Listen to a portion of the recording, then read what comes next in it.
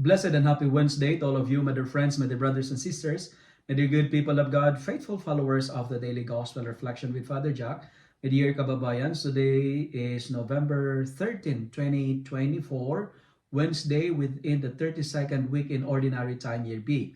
Our Gospel for today is from the beautiful and the wonderful account of the Gospel of Luke, chapter 17, verses 11 to 19. Our Gospel for today reminds us of a very sad truth about life. Why sad, Father Jack?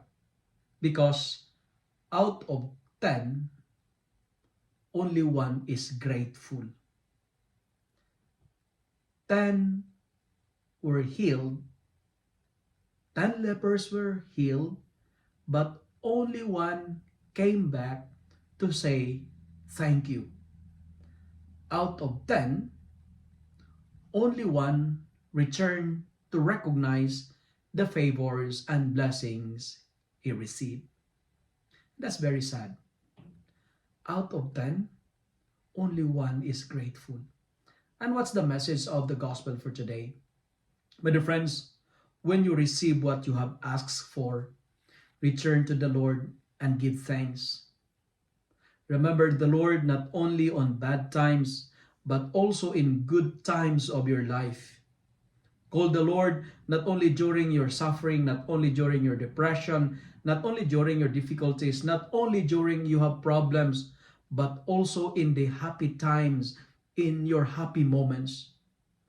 When God takes away our worries, be grateful, because cure does not end in healing, but in being grateful. Gratitude is the best attitude. Gratitude is to open the door to abundance. When we are grateful, we magnet blessings to collide in our life. But dear friends, what lessons we can learn today? Like the lepers, if we listen to Jesus, miracles are possible. When we listen to Jesus, we will experience healing. When we listen to Jesus, something good is about to happen in our life. When we listen to Jesus, we enjoy blessings, prosperity, and abundance in our life. Listen to Jesus because He is like the good shepherd who will lead us to the green pastures. When we listen to Jesus, goodness and mercy shall follow our life all the days of our life. Remember that the Lord never forgets.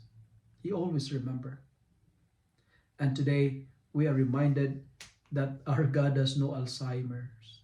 He never forgets. And to conclude, today, count your blessings and praise the Lord. And let our prayers be full of thank yous and gratefulness. Lord, thank you for the gift of life. Thank you for the gift of faith. Thank you for everything that you have given to us. Because I believe a lifestyle of thankfulness is a lifestyle of wellness. Struggle ends when gratitude begins. If you love and like this reflection, kindly share it with your friends, share it with your family. Make the word of God viral so that many will be blessed. Amen. And thank you.